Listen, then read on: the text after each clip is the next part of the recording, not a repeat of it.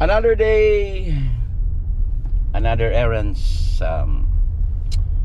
I woke up 10 a.m., took a shower, and then I'll try to go to this Asian restaurant again, and I'm gonna try to eat lunch because it's already 11:26, and come with me, guys. Join me in my lunch today. Alright. Yan. Let's eat. Kain na naman tayo dito sa Mission Asian Market. Nasa Oceanside. Pinoy Express Fast Food.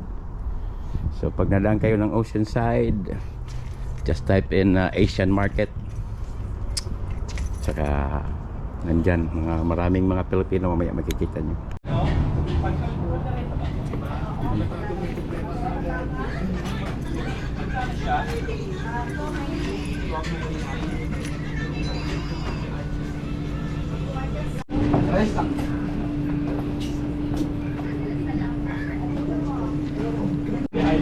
Nasa pila na tayo.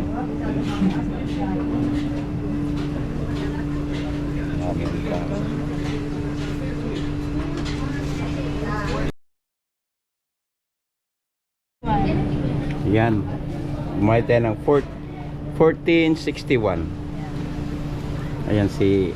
Mahirap namang tawagin kong ate. Ito mas bata pa to sa akin. Ako po si Gemma. Ano po yung in-order ko? Pangalanan mo lang para sa... Pakbet at bangus. Ayan. At may sabaw na sinigang.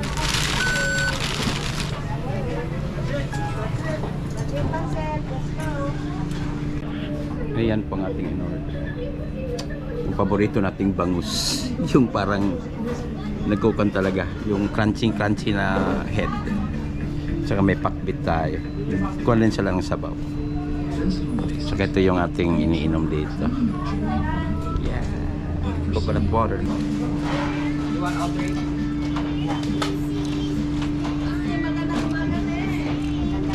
Ang gusto kong kalabasan nila, hindi masyadong luto, hindi masyadong hilaw. Okay siya. Yung kanilang pakbet. Ayan. Sarap. Kunting kanin. Ayan. Sabi ko hindi ko magpapakita sa kuwang ko, sa kain ko, pero papakita ko na rin sa inyo.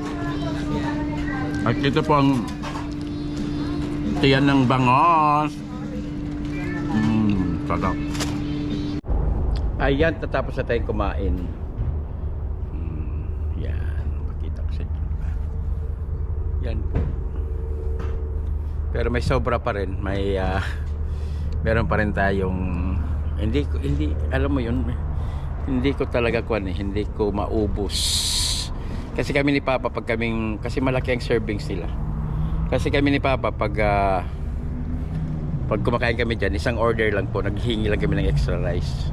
Ewan ko lang kung sa katandaan ko na. Anyway, samahan niyo pa rin ako sa aking journey ngayong araw. I have to settle things before I go.